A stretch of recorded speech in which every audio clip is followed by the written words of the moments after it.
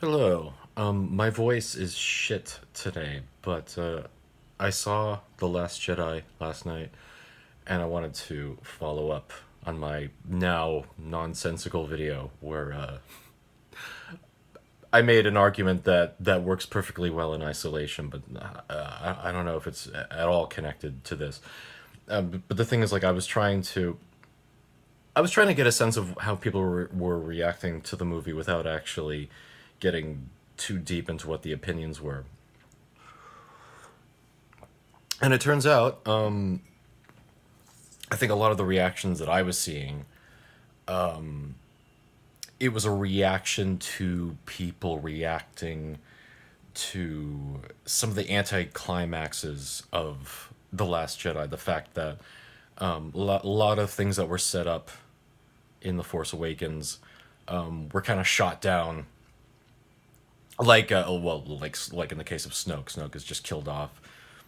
Turns out to be not very important. Rey's parents doesn't turn out to be very important, but of course they make that part of the story. So I guess a lot. See, and I've completely missed out on all the fan whining for that reason. Now there's an entire week's worth of fan whining, and I know I'm never gonna catch up with any of that. It's lost. It's just in a big pile of criticism that I'm never gonna delve into. All that I've looked at, I did catch up with the Red Letter Media half in the bag review, and their reaction was more or less the same as mine. You know, it's definitely a mess.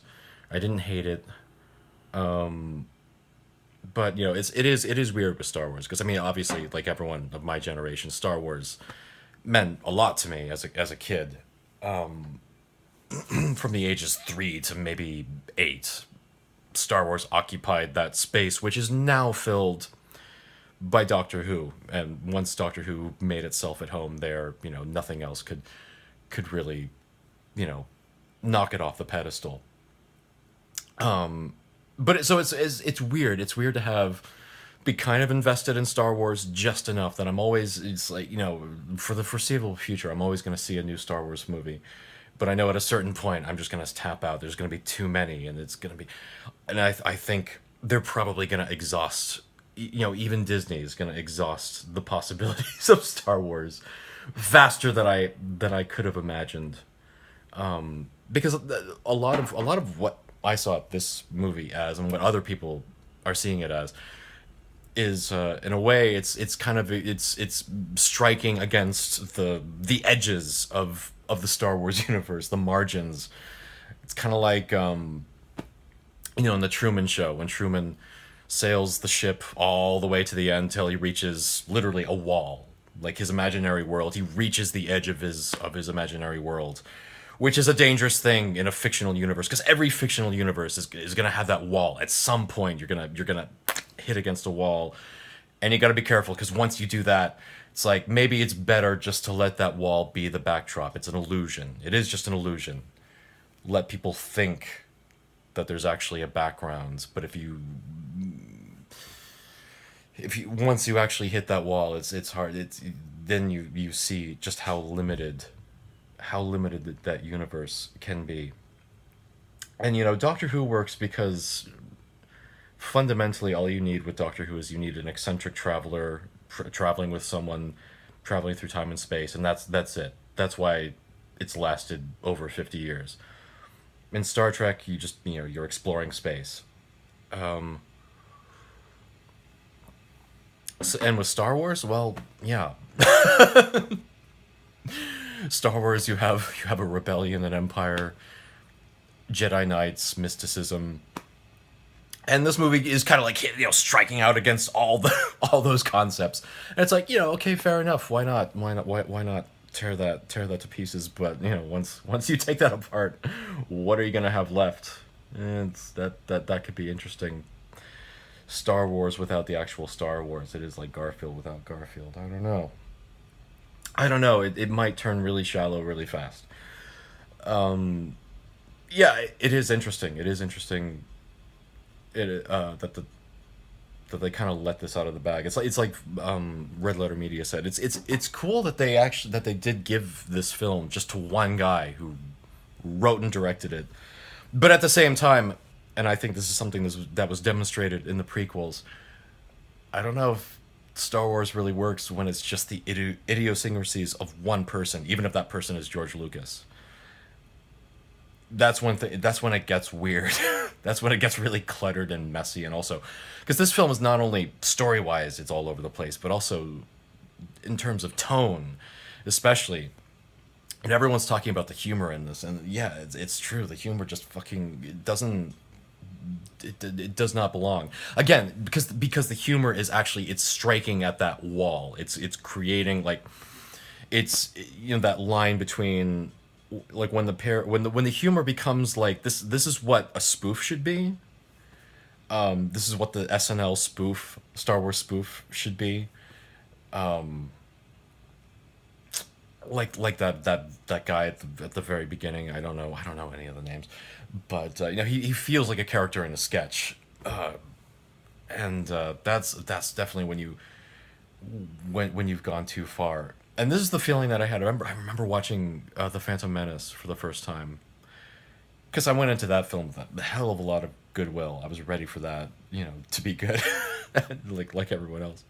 And I remember it was definitely like the humor. That was one of the first red flags. Is that the humor just felt very wrong. It felt, I know this is the wrong word, anachronistic, because this is obvious. It's all supposed to be in the past, but whatever. But just using very specific catchphrases, like pop culture stuff. And I know if you watched Star Wars in 1977, it probably felt the same way. Whatever. But also, oh god, Greg Proops playing the pod announcer. I mean, that was the point where it's like, ugh. I got the same feeling. I got a lot of prequel flashbacks from this movie. I think for that, probably for the same reason, just the fact that it was so idiosyncratic, and it just like it felt off in that way. And it's not to say it was all bad because even the prequels, they weren't all bad. It was just they just felt there was just so much of them, so much of it that was wrong and felt weird. And the humor was an important part of that. Uh, and and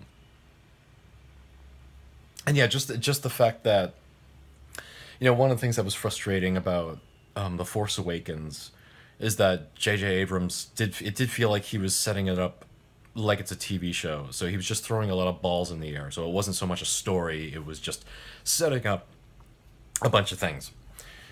And this movie felt like a very passive aggressive game of exquisite corpse, where it was just knocking those balls down one at a time. and, which again is like it's something that it's getting praise for, as if J.J. Abrams is some hack who just got the thing rolling, and then this real artist comes in and says, "No, I'm gonna tear down these walls," and like what I don't know, because I didn't think Force Awakens was that great, but but I don't know. I guess I don't know what assumptions I had that they if you're gonna devise a trilogy, I mean, there must be someone actually developing this thing with a plan. But is that not the case? Because this didn't feel like part two of a trilogy. This almost felt like part three, or just, or I don't even know. I don't even know what it what it felt like. Because not a lot happens. They start off in a shitty place. By the end, they're still in a shitty place. But I guess there's a glimmer of hope. Um, yeah, I don't know. I mean, in one sense, because Star Wars is supposed to, it's based on the old Buck Rogers serials. I mean, like Doctor Who, it comes from it's the origin is like a serialized format. So every Star Wars movie feels like when it begins, you're in the middle of something. You're in a story that's in progress. And when I was a kid, I watched the movies in the wrong order. Um, and it didn't hurt. It actually didn't hurt the movies at all. That's why you can play around. You can almost watch the movies in any order, and that might not be ideal, but still, it's like it doesn't hurt them that much, really.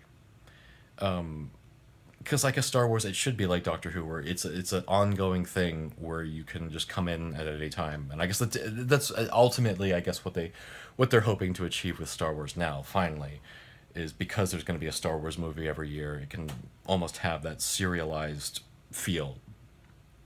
It's just a universe that we're going to be dipping into sometimes, and I know definitely I'm going to have my fill of it really fast because like in a show like Doctor Who and also in even Star Trek, the Star Wars universe that's like one episode of Doctor Who where the Doctor arrives in a Star Wars universe. There's the rebellion, there's the Empire, there's the Jedi's. Then the Doctor fixes everything and then he moves on. That's one episode. The entirety of Star Wars would be one episode of Doctor Who. They burn through stories like that all the time, and then it just moves on to the next thing. Same thing with Star Trek. They arrive in this world, where there's this weird force thing, whatever.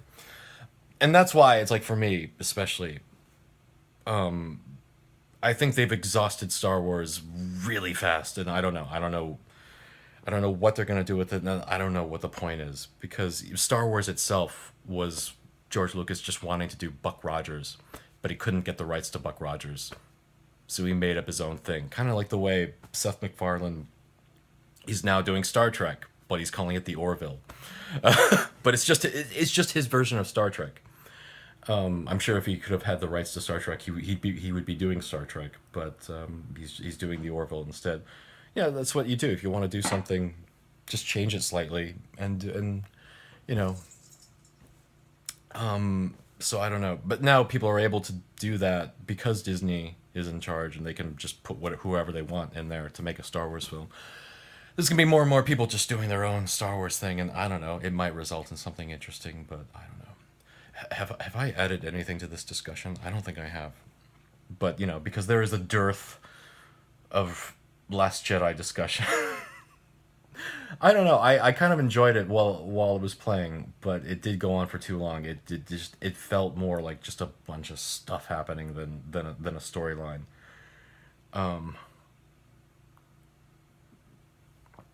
It's like that thing. There was this video that was going around of Trey Parker and Matt Stone of South Park giving a story lecture at some university. I don't know, and talking about how it took a while for them to learn this, but when writing a story, it can't just be when you're telling a story, it can't just be like, and then this happened, and then this happened, and then this happened, because then it's just a series of unconnected events. You describe one event, and it must be followed by, but this happens. We had the picnic went forward, but along came the clouds. Like, or therefore this happens, therefore this other thing happens. So every event should be connected by a but or a therefore, not just a and then and then and then. And that could have, I'm sure if someone really got nitpicky, they could point out how everything in this movie connects. But the problem is there was just too fucking much. It felt like a first draft. That's the thing. When you write a first draft, you're exploring all these different possibilities, and there was all kinds of interesting possibilities they could have explored. And again, that's the problem when it's just like one person in charge of something like this. I'm not it's not like I'm against the auteur,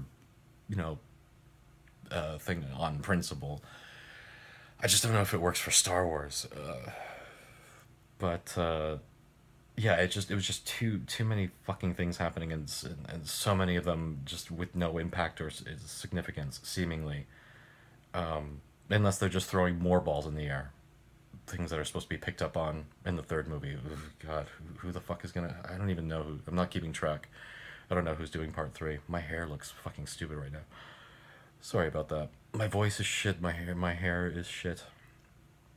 And I don't think I've added anything to the Last Jedi discussion, but there you go. There's my muddied response. Some people were. I'm very sorry.